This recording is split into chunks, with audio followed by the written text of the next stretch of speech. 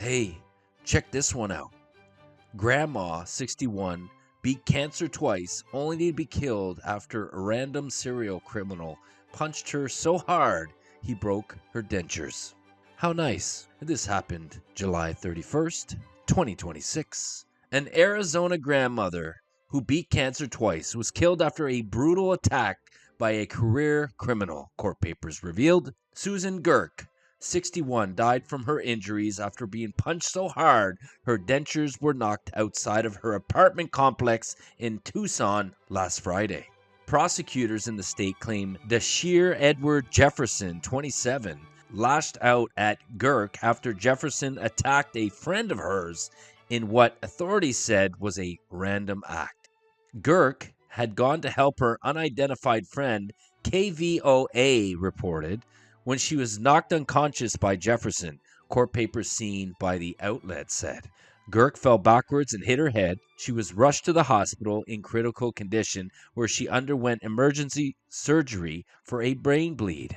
How nice. She was also placed on a ventilator before dying from her injuries on July 29th, with Jefferson now facing a second-degree murder charge. According to local fundraiser, Girk had survived cancer twice and was planning her own retirement party when she died. It said, quote, "A life filled with so much love, warmth, and resilience was stolen by a senseless act of violence," unquote. Look at this lovely peach. The post continued, quote, "After beating cancer twice, her life was taken by a violent individual with prior criminal charges of violence," unquote. Susan was a beacon of light to everyone who knew her. She spent her entire life working tirelessly, pouring her heart into her family, and putting others before herself. She was just on the brink of retiring, a milestone she had worked so hard for and was so excited to finally enjoy.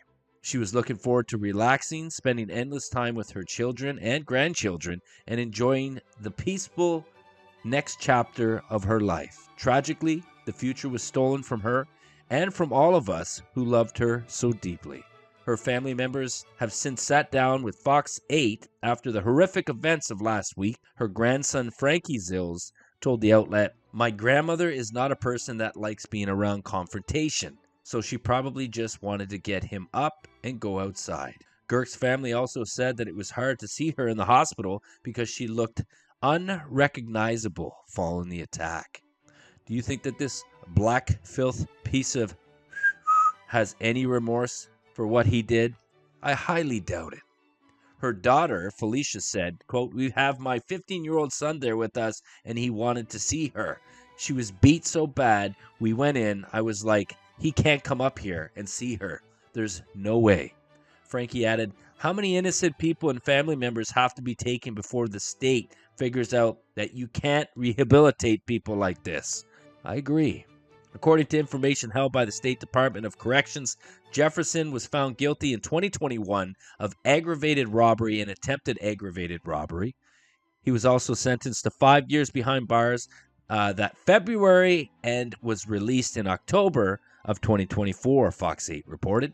His rap sheet also involved numerous disciplinary infractions while inside, which included disorderly conduct, possession of a weapon, tampering with security or safety devices, possession of drug paraphernalia, amongst others. And this is what we get on a daily basis. And people say, "What do you mean, Triple D? What are you talking about?" Well, you know what's funny? Well, it's actually not funny. Stories like this happen every day, people. And I'm talking about more white victims due to black crime. Every day here in America, 2 white Americans are killed by black America every day. That's every 12 hours. An innocent white American is murdered by a black American. You never hear about their stories because nobody cares. Nobody wants to share stories like this. Let me ask you a question. When's the last time you've ever heard of a story of a 20-year-old random white man punching a 60, 70-year-old black female in the face so hard, killing her? 61. Killing her. When's the last time you heard of a story like that? Tell me. Can't think of one, right? Do you know why you can't think of one or find one? of a random white man physically assaulting, sucker punching an innocent 61-year-old black female? Do you know why? Do you know why? Because white men aren't out there in the streets looking to harm black people. But you know what's going on? Black people are out there daily harming white people.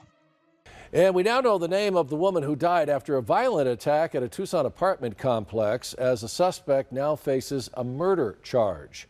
Tucson police say 27-year-old Dentures Jefferson is accused of attacking 61-year-old Susan Girk and another person last Friday night. Girk sadly died from her injuries yesterday. And according to police, officers responded to an apartment complex near Speedway in Alvernon after reports of a fight there. Investigators say Jefferson approached the patio area of an apartment and assaulted both of the victims. Jefferson was arrested Tuesday and is now facing a second-degree murder charge. He's being held on a $650,000 bond. Tucson man is facing murder charges after police say he attacked a woman in her 60s who later died from her injuries. According to court documents, 27-year-old Dentures Jefferson attacked two people at an apartment complex near Speedway in Alvernon. He allegedly punched a man, then hit 61-year-old Susan Girk, who was knocked unconscious and suffered a brain bleed that eventually took her life. Yesterday, Jefferson made his first appearance before a judge. He's been charged with second-degree murder in Girk's death. Jefferson, who has a violent criminal history, is now being held on a $650,000 bond at the Pima County Jail. 13 News reporter Kayla Butter joins us complex where this all unfolded. And Kayla, you spoke with Girk's family today. I can't imagine how they're feeling about this tragedy. Yeah, Brooke, they're heartbroken, understandably so. I mean, when I got there today, immediately I could feel how heavy those emotions were. They just kept telling me over and over again how supportive and protective she was over those that she cared about. So lots of heavy hearts today, but also they told me how shocked they were that something like this could happen to their family, especially here at this apartment complex that she visited frequently. I couldn't even walk in the room. It was like an out-of-body experience. It still is. Frankie and Angelina recall the moment they saw their grandmother, Susan Girk, in the hospital just hours after she suffered a brutal attack that gave her a brain bleed and ultimately killed her. And Girk's daughter, Felicia, saying her mother's face looked unrecognizable. We had my 15-year-old son there with us, and he wanted to see her. She was beat so bad. We went in, I was like, he can't come up here and see her, there's no way. Last Friday, Girk was at her boyfriend's apartment when she was allegedly attacked by 27-year-old Dentures Jefferson, a man her family says she didn't know, after he began knocking on an upstairs neighbor's door. My grandma walked out and notified him, like, hey, like, nobody's there right now.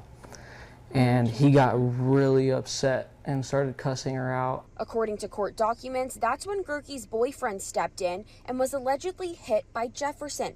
The interim complaint says when Girk tried to help her boyfriend up, Jefferson hit her, causing her to hit the pavement and lose consciousness. My grandma is not a person that likes being around confrontation. So she probably just wanted to get him up and go inside. And while Girk's family is heartbroken by her death, they're also upset that Jefferson was out and able to commit the crime in the first place, considering he has previous convictions for violent acts. How many innocent people and family members have to get taken before the state figures out that you can't rehabilitate people like this? But for now, they're remembering the stubborn, hardworking, and strong woman who beat cancer twice. She's an old lady that literally worked her whole life to support her family, and that's the most memorable thing that anybody could do. A woman who was meant to celebrate her 62nd birthday in just a few days and was looking forward to an upcoming retirement. I love and miss all of you. Hope everybody's doing good. Till then, see ya. Bye, kids. Girk's family says that they hope the suspect will serve a long sentence so that the same thing doesn't happen to anyone else's family. They've set up a GoFundMe in her name to cover her funeral costs and her costly end-of-life care. A link to donate can be found on our website at KOLD.com.